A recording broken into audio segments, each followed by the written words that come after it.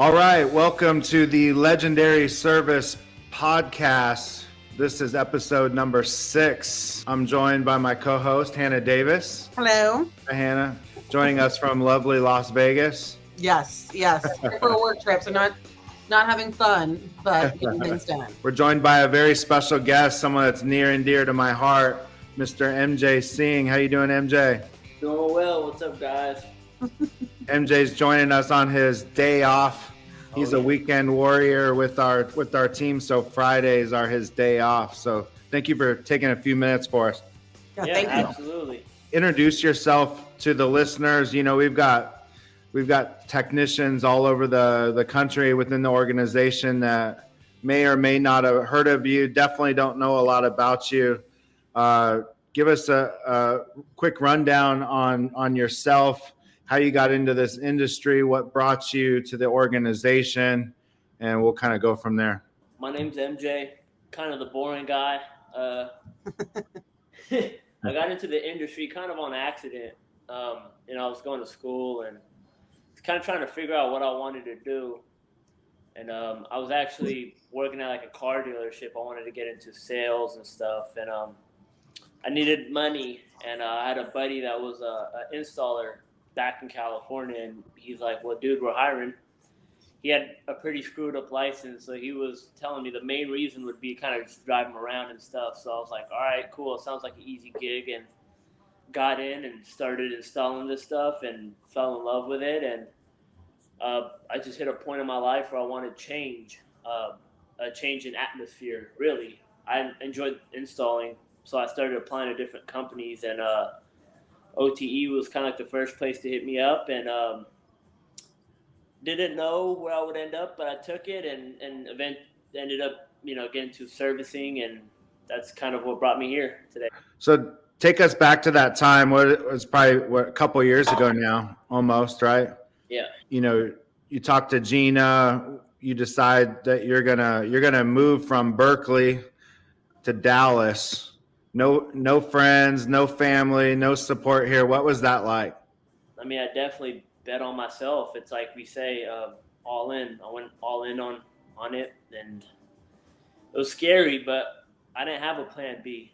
Just had a plan A. It was to make it work. Is it true, Brian, that Gina didn't realize that he was literally packing up a U-Haul and driving across the country to take this position? I remember talking to Gina about this, and she that spoke volumes to her of just like how dedicated you is. Is this correct? Do I have this right? Well, Gina kind of got thrown off guard because she asked me when can I start, and I think it was the 13th or the 15th. I don't know why that number rings a bell, but it was that weekend, and or the weekend after. It was like within the week or so, and she's like, "Are you sure?" I'm like, "I'm positive," and yeah, no, she didn't think I'd make it out here, and she's like, well, I'm going to give you an extra 2 weeks just in case you don't make it out here this weekend, because coming out this weekend's insane. And yeah, she didn't think I would, and I kind of did. Booked a one-way flight, booked the Airbnb for like 3 weeks, and that was all the money I had, was depleted. No plan B. I love that you said that. One thing I tell a lot of guys is if you have a plan B, when plan A gets hard, it ain't going to work out, right? I feel like my life was very stagnant. I wasn't progressing. There was just friends, financially, family, there wasn't growth. So the only way I saw growing was putting myself in a different atmosphere where I didn't know anyone, taking a position that I never took before, getting paid a certain type of way that I never got paid before. It was more of doing something that I couldn't do. It was, and when I say that, it was everybody around me was telling me, hey, don't do it. That's not a good idea. I had a buddy that went to Houston, and 3 weeks later or 3 months later had to come back because it didn't work out. So it was more of just doing what I couldn't do and just making it work. So many people that are unwilling to take the risk, or at initial conversations, okay, yeah, I'm going to do it, and then they get talked out of it, or fear sets in, or they start to think about what might go wrong instead of just saying, hey, I'm gonna bet on myself.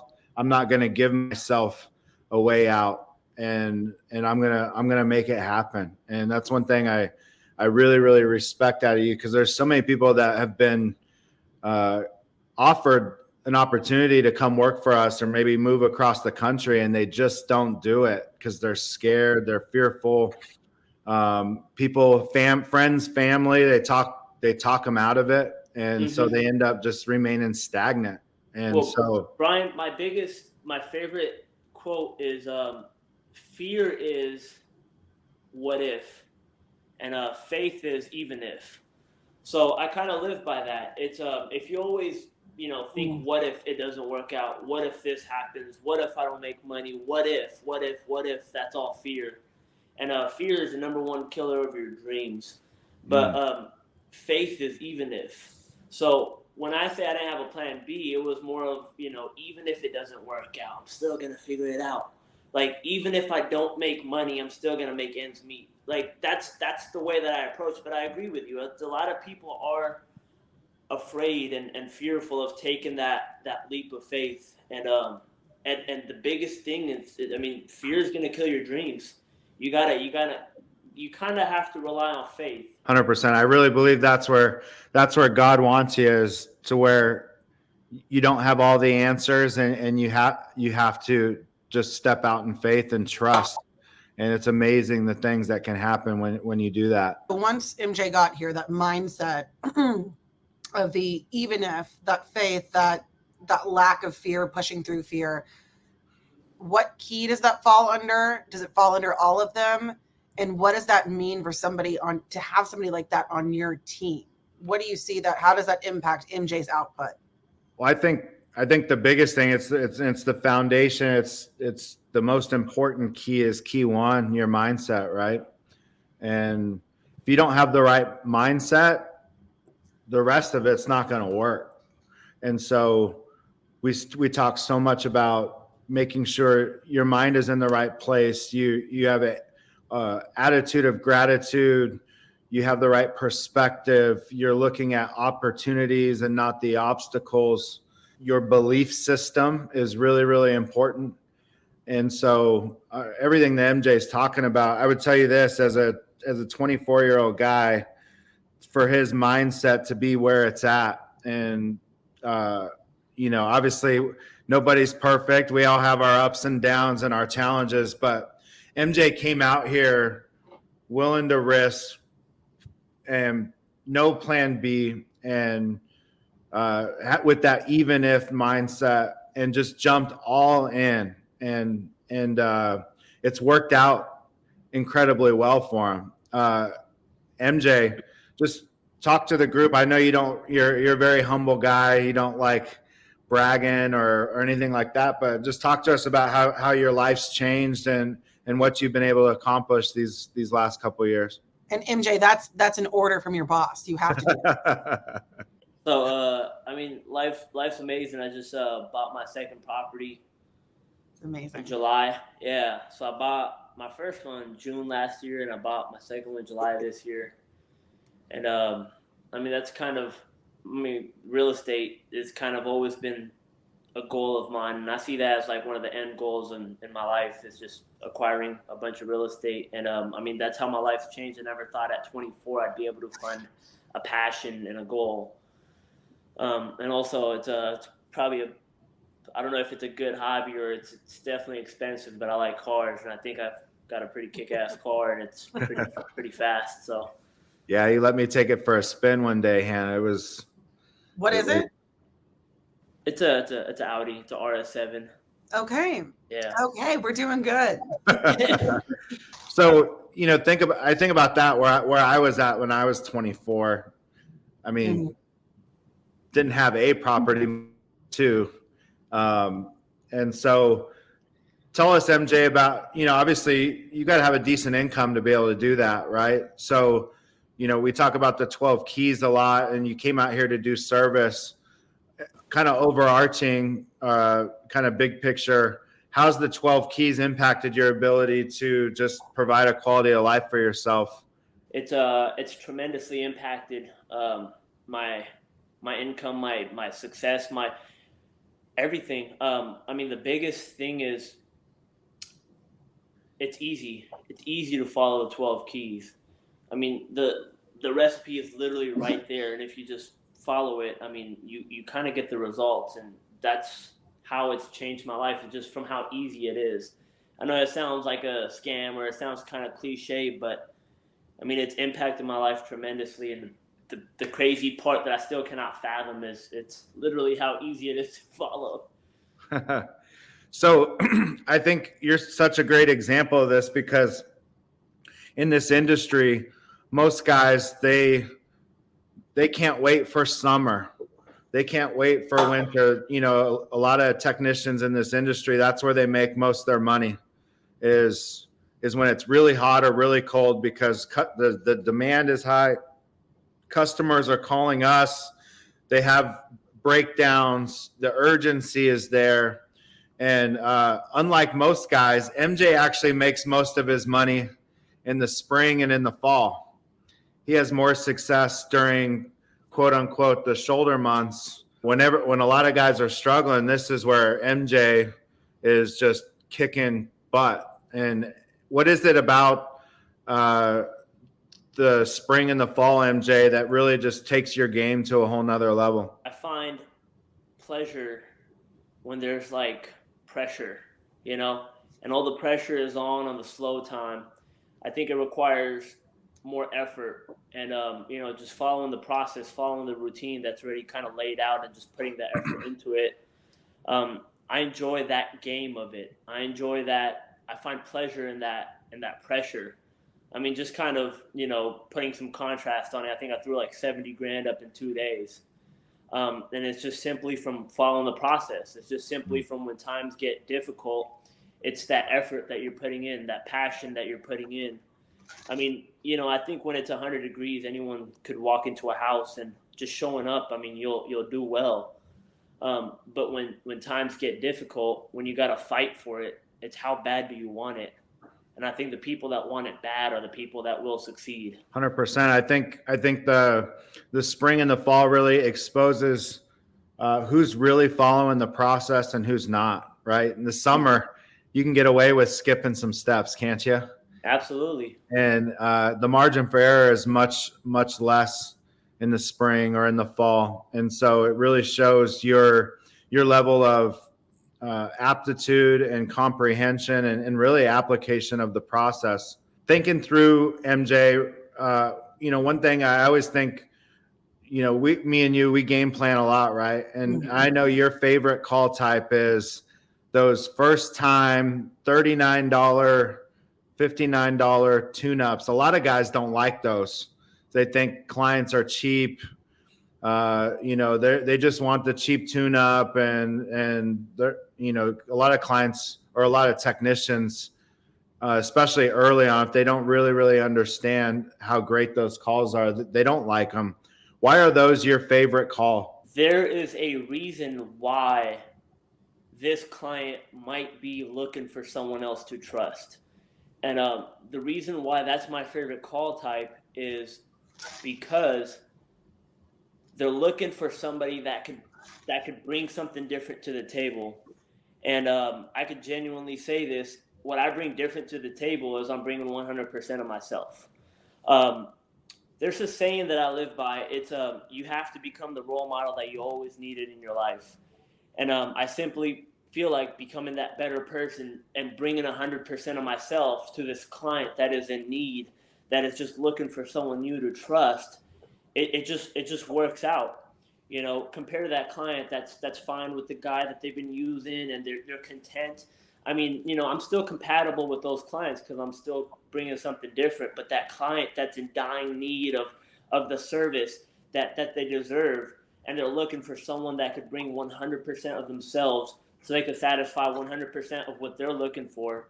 I just believe it's more compatible, if that makes sense. Me and you talk a lot offline about this, but the client's never seen the show before, right?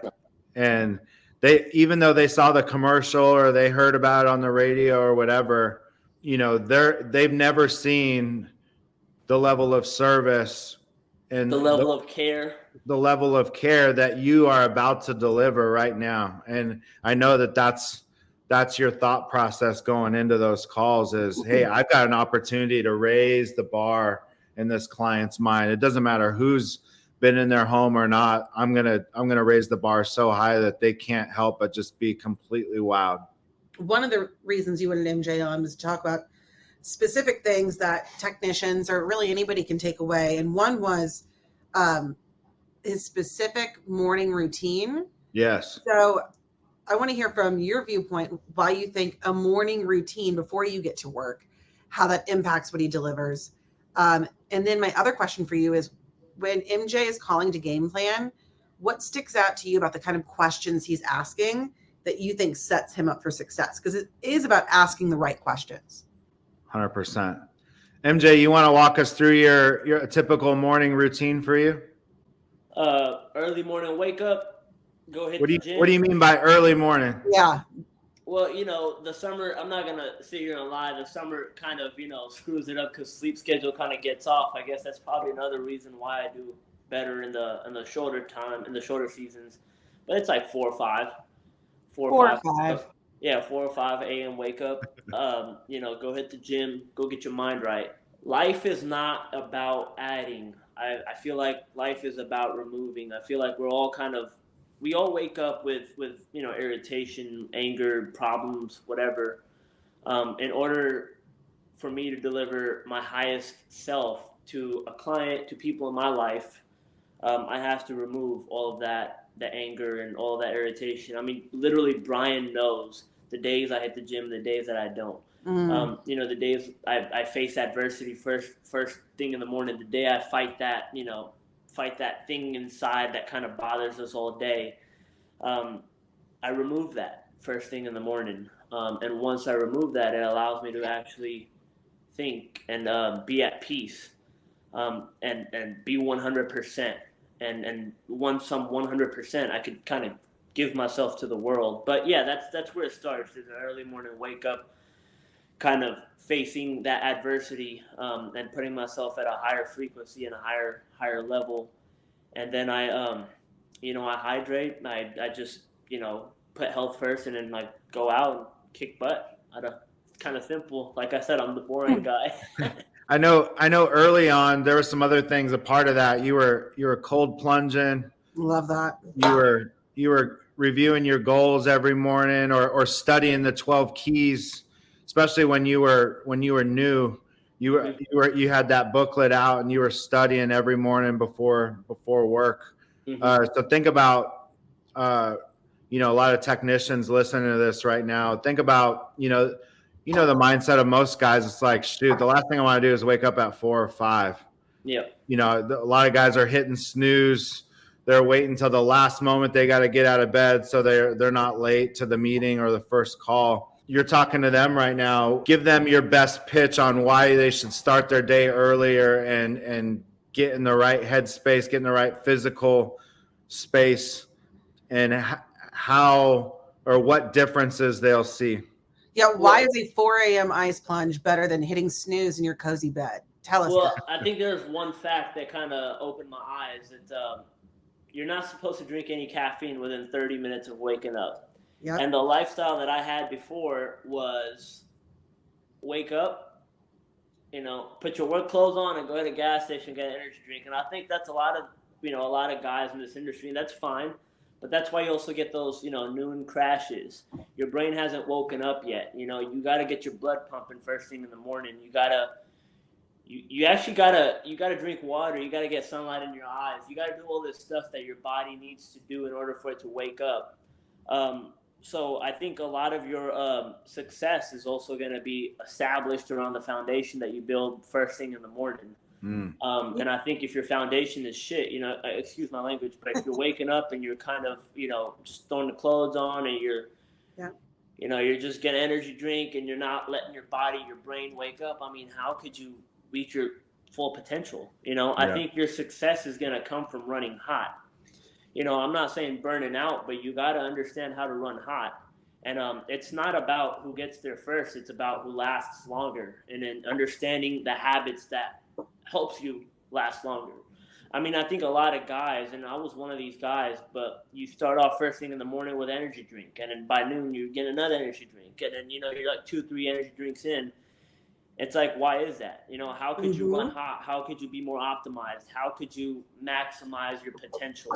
And I think by the way you could do that, it's healthy habits first thing in the morning. It's prioritizing your mindset, prioritizing your health. You know, getting moving and stuff. I don't know. I kind of went off on a tangent. That's No, kind of I what love No, it. Brian, you know what's interesting? You know who else said this? Shield. Exactly. He's got Yeah. the exact same thing, and he's the top performer in Denver. Yeah. So I don't think it's a coincidence that we're seeing that from our top guys in different markets, that they're getting up before the sun and they're treating their body right. It's those details. And I think a lot of guys, I mean, underestimate the power that they have to build momentum for themselves, right?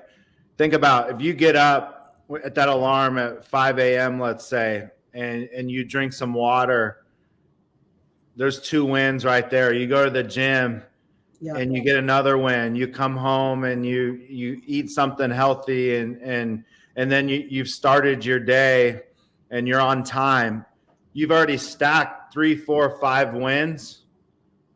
And that creates momentum into your first call, into your second call, into your third call. Absolutely. But It's all about, like you're saying, it's all about stacking the wins. But I genuinely believe the first real win of your day would be beating the sun up.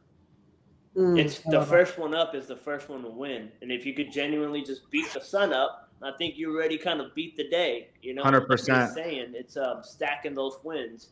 So by the time, before you even get, you know, in front of your first client, if you've already got 5, 6, 7 wins under your belt, how could you lose? You're right. You know, I love that idea of momentum. I want to circle back, because I think we'll do a few more questions in the, you know, the idea of time. But I was asking you, Brian, and MJ, I want to hear from both of you guys. You said game planning is so key with MJ. Yeah. And I think it's the questions that are asked. What are the questions he's asking, or the that he has, that you think, because I can call and have a conversation and like really nothing come of it. So what do you observe in the type of question he's asking when it comes to game planning? So with MJ, I think it's not unique to MJ, but a couple things I'm listening for when we talk is I can hear in the tone of MJ's voice where he's at mentally, right? And so sometimes the game plan isn't necessarily tactical; it's just about reframing, or you know, making sure we're in a different mind state going into the call. What's within our control, and not focusing on the things that are out of our control. So when you have a relationship with somebody and you know them, you can tell the moment you get on the phone kind of where they're at. And then the other part of it too is that there's power, and there's greatness in just the basics. And it's the same stuff every time. It's, hey, what kind of call are you going to? Hey, what's the age? Are they brand new client, or have they used us? You know, it's what do you see in the notes that stick out? You know, and just having conversations about that. And really what I'm trying to gauge is MJ's thought process as he goes into the call, and then just try to fill in any gaps, right? And so, hey, don't forget, hey, this is a brand new GMT client. Make sure you really give that great thank you, and or whatever it is, that you kind of give a singular point of focus. Especially the better you know a guy, the what you might know where he's missing, right? So MJ struck out on his last one because the client said, you know, I'm just going to wait till it breaks, right? that next game plan might be, hey, MJ, let's nail the peace of mind commitment. Let's really get the client to tell you that it's important to them that by the time you leave today, that they're going to have the complete peace of mind that they're not going to have a breakdown this winter. Like, if you do nothing else in the beginning of the call, like, nail that. And so we might talk about that, because I know fresh off the last one, that might be something that we missed, right? Mm-hmm. And so, but it's just, there's no magic. There's no, you know, secret, you know, exchange of ideas. It's just the consistency, right? Like, MJ would call me before every single call and just it's just part of it. It's part of the process. It's not, we don't pick and choose when we say thank you to the client. We don't pick and choose when we pull the blower wheel and clean it. And we shouldn't pick and choose when we pick up the phone and game plan. Mm-hmm. MJ, Right. you want to add anything to that? No, that's spot on. I mean, it's just a repetition. And you know, the thing about game planning, and I'm glad that we went down this, because you have to have a student's mindset. I mean, you have to. There's always a new level. And the cool thing about game planning, especially within, you know, this organization, I guess, is there's so many different people you could reach out to. You know, I've reached out to one of our technicians at our Phoenix branch right now. Shout out Chris P. You know, I've reached out to other technicians as well. You know, within our company, I've reached out to, you know, Matt, Brian. There's different management you could reach out to. There's even some of our comfort advisors you could call and kind of game plan with them as well. It's a very collaborative. Thing.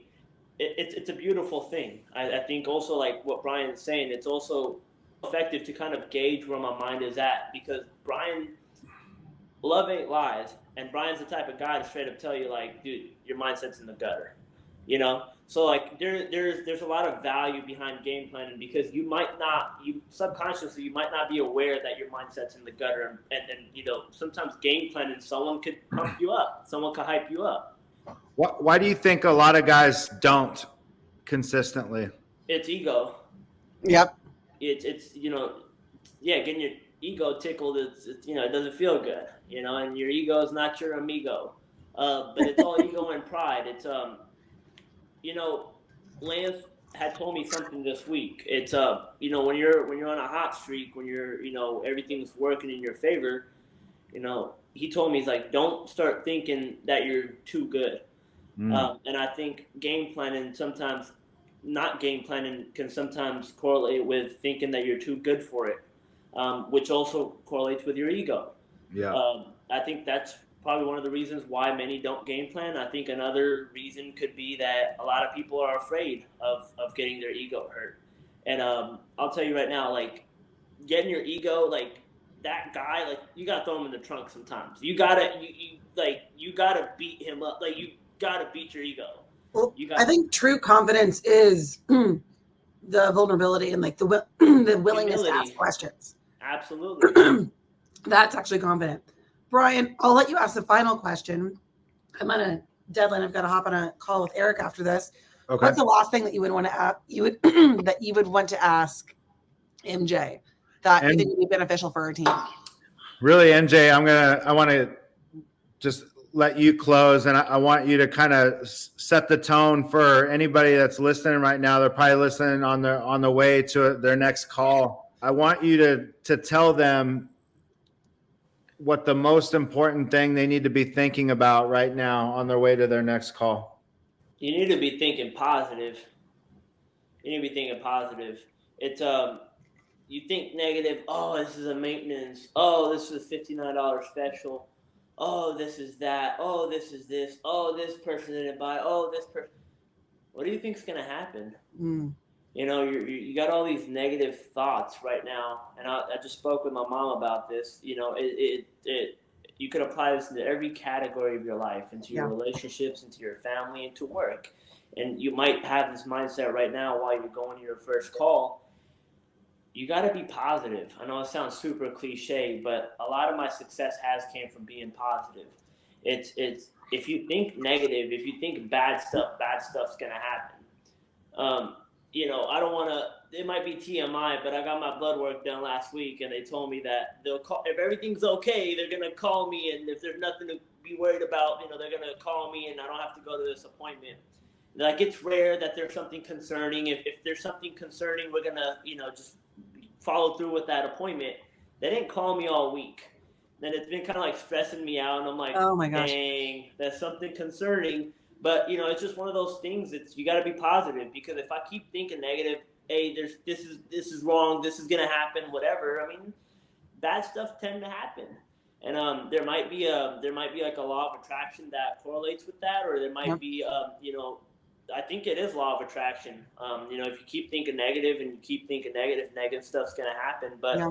if you're going to your first call, it's just whatever you got going on and whatever your life's at right now, it's just whatever position you're in right now, you got to be positive. You got to be positive. You think positive stuff will happen in your life. Love that. I love it. Thank you so much for jumping on for 30 minutes or so. There's a lot of meat, a lot of golden nuggets in there. I know you're available. I know you talk to guys in different locations. I'm available, but really appreciate you sharing a little bit about your story, about what's led to your success. Really hope it has impact. I'm sure it will. Thank you for your time. Hannah, thank you for joining us. I know you're busy, and looking forward to episode number 7 coming soon. I've got to say, these are my favorite conversations because, and I've told you this, Brian, a million times, the 12 keys, you hit on this, MJ, it works for this business, right? But it applies to life. And so whenever I get to sit here and listen to our top performers, I have takeaways. So the title of this episode, I already know, is going to be Your Ego is Not Your Amigo. And I think I'm also going to write down all the MJ sayings. We're going to have like a little book of things. But no, this has been fantastic. Absolutely Love it. fantastic. Love it. Thank you guys. Have a great day, and we'll talk soon. All right. Thank you. Thank you.